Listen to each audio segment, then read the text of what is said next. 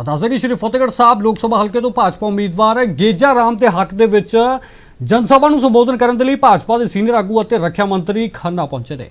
ਤਾਂ ਉੱਥੇ ਹੀ ਰਾਜਨਾਥ ਸਿੰਘ ਨੇ ਕਿਹਾ ਕਿ ਡਾਕਟਰ ਨੇ ਉਹਨਾਂ ਨੂੰ ਖੜੇ ਹੋਣ ਤੋਂ ਮਨਾ ਕੀਤਾ ਹੈ। उन्होंने कहा कि 7 दिनों के आराम की सलाह दी है, पर नरेंद्र मोदी के तीजी बार प्रधानमंत्री बनने तक वो आराम नहीं करेंगे। तो दस दिए कि पुलिस ने किसानों को खन्ना अनाज मंडी के गेट से ही रोक लिया सी। तो उत्थे रक्षा मंत्री ने कहा कि धरती श्री गुरु नानक देव जी के धार्मिक ज्ञान की धरती है। तो उत्थे गुरु नानक साहब नूं दुनिया भर दे विच लोग जानते हैं। उन्होंने गुरु गोबिंद सिंह जी और भगत सिंह जी नूं नमन किया है तो यह गुरुआं की धरती है कहा। उन्होंने कहा कि पंजाब किसानों की भी धरती है। तो होर उन्होंने की कुछ कहा आओ जानते हैं।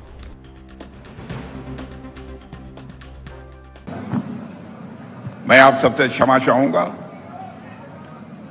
क्यों आज के 10-15 दिन पहले आंध्र प्रदेश की एक सार्वजनिक सभा को संबोधित करने के बाद जब मैं मंच से नीचे उतर रहा था, उस समय ही हमारे पैर में चोट लग गई थी। वैसे 10, 12, 14 मिनट खड़े होकर मैं बोल सकता हूं, लेकिन डॉक्टर ने मना किया है। फुर्सत नहीं मिल पा रही है कि मैं इसका इलाज कर सकूं। डॉक्टर का कहना है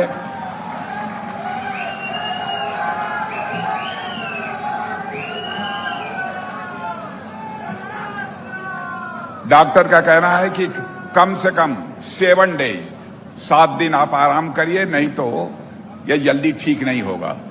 मैंने कहा कि जब तक तीसरी बार नरेंद्र मोदी जी भारत के प्रधानमंत्री नहीं बन जाएंगे, तब तक मैं भी बराबर बोलता ही रहूंगा, चलता ही रहूंगा, रुकूंगा नहीं।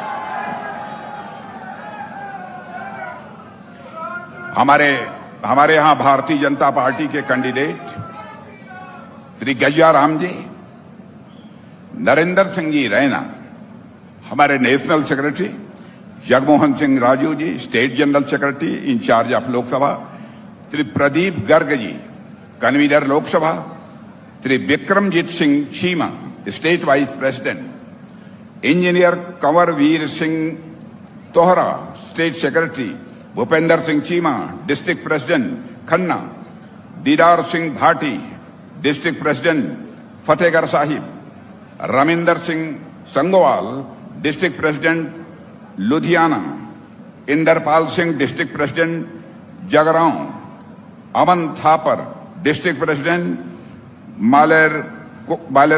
कोटला, गुरदीप सिंह भाटी कन्वीनर खन्ना एंड कीर्ति भाई Solanki member of parliament Rajya Sabha. यहां मौजूद मेरे सम्मानित बहनों एवं भाइयों, आप लोगों ने बहुत ही गर्मजोशी के साथ स्वागत किया है, लेकिन आप जानते हैं भारत की परंपरा है और शिष्टाचार का तकाजा है। स्वागत, अभिनंदन, सलाम दुआ, सत श्री अकाल एक तरफा नहीं होना चाहिए।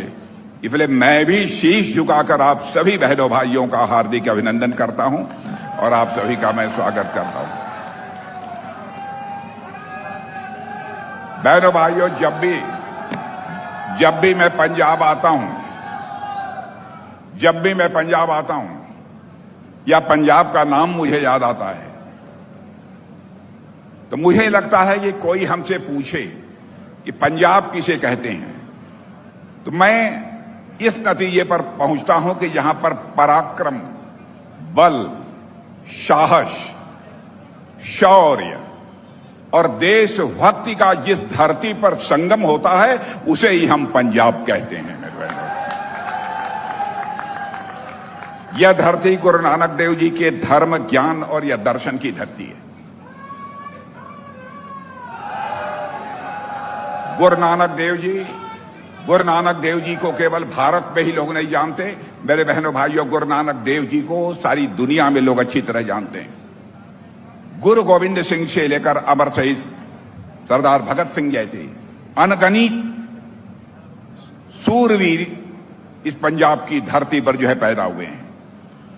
पंजाब को यदि मैं कहूं कि यह हमारे गुरुओं की धरती है, वीरों की धरती है, इसके साथ ही साथ मैं कहना चाहूंगा कि हमारी यह पंजाब, यह हमारे किसानों की भी धरती है। मेरे बहनों भाइयों,